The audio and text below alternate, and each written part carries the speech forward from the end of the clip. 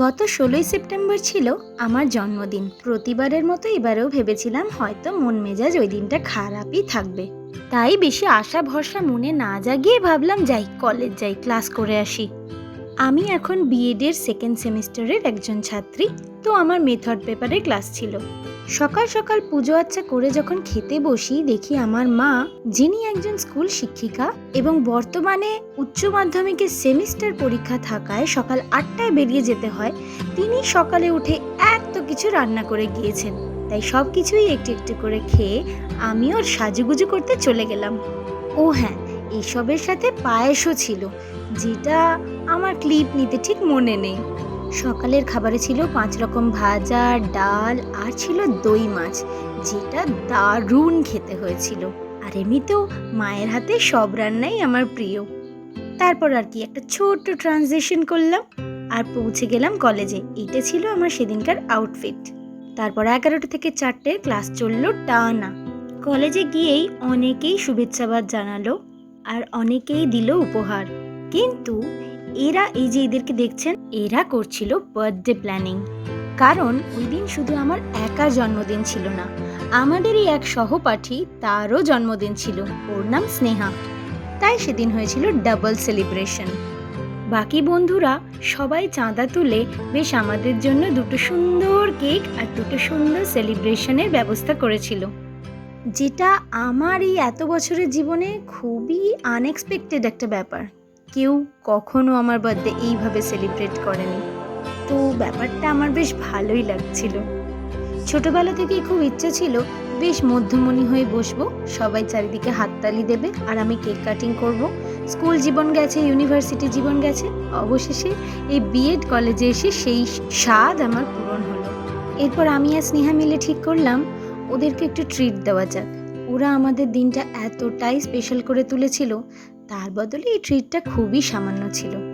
স্টেশনের কাছেই এই ক্রিস্পি কাউন্টার বলে একটি দোকান থেকে আমরা এর আগেও মোমো খেয়েছিলাম, বেশ ভালো লেগেছিল।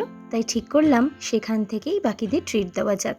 এর সাথে কোল্ড ড্রিঙ্কও খাওয়া হয়েছিল, যেটার ক্লিপ আবারও আমি নিতে ভুলে গিয়েছি, কারণ ট্রেন ধরবার তাড়া ছিল। যেই ট্রেন ধরবার জন্য এত তাড়া, সেইটা মিস করে পরে ট্রেনে করে বাড়ি ফিরে দেখি আমার বেস্ট ফ্রেন্ড ও আরও কিছু বন্ধু মিলে আমার ঘরটাকে এত সুন্দর করে সাজিয়ে রেখেছে। যদিও প্রথমটায় আমাকে ঢুকতে দেয়নি, এই ক্লিপটা ওদেরই তোলা, আমাকে অন্য ঘরে বসিয়ে রেখেছিল। এই ঘটনাও আমার জীবনে বিরল, এরকম সারপ্রাইজও আমি এর আগে কখনোই পাইনি। তাই এইবারের জন্মদিনটা যেন একটার পর একটা সারপ্রাইজে ভরে উঠছিল। পরে জানতে পারলাম গত 1 সপ্তাহ ধরে আমার মা, বাবা, বন্ধুরা সবাই মিলে এই সারপ্রাইজটা প্ল্যান করেছিল। আমি তো শুনেই অবাক, আমার মা বাবা, যারা কিনা একটা সামান্য কথা পেটে চাপতে পারে না, তারা এত বড় সারপ্রাইজটা কি করে আনরিভিলড অবস্থায় রেখে দিল। এরপর রাতের খাবারের জন্য শেফ আলাদিন থেকে অর্ডার করে নেওয়া হলো ফিশ ফ্রাই, তার সঙ্গে ওরা দিয়েছিল ফ্রেঞ্চ ফ্রাইজ আর ডিপের জন্য মেয়োনিজ আর কাসুন্দি। তার সাথে চিকেন বিরিয়ানি নেওয়া হয়েছিল, আর সাইড ডিশে ওরাই সাজেস্ট করেছিল যাতে বাদাম লাবাবদার নেওয়া হয়। আর এই সব খাবার হজম করার জন্য আমার বন্ধুরাই নিয়ে এসেছিল স্প্রাইট।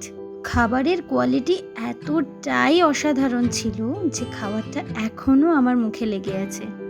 অনেকেই বলতে শুনেছি শেফ আলাদিনের বিরিয়ানি নাকি তাদের ভালো লাগে না, কিন্তু পার্সোনালি আমায় যদি জিজ্ঞাসা করা হয়, শেফ আলাদিনের বিরিয়ানি আমার বেশ ভালো লাগে। তবে ফিশ ফিঙ্গার, যেটা আগেও অর্ডার করা হয়েছিল এবং খেতে দুর্দান্ত লেগেছিল, এইবারে অতটা আপ টু দ্য মার্ক হয়নি। হয়তো পুজোর আগে রাশের কারণে এরকম পরিবর্তন, তবে আশা করছি পরবর্তী যখনই অর্ডার করব আর ডিসঅ্যাপয়েন্টেড হব না।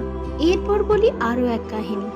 ঠিক জন্মদিনের আগের রাতে, রাত 12টা বাজতে 2 মিনিট বাকি, তখন ব্লিঙ্কিটে আমার কাছে এই আইসক্রিম কেকটা, তার সাথে ভিডিওর প্রথমে দেখানো ডার্ক চকলেটটা অ্যানোনিমাসলি আমার কাছে আসে।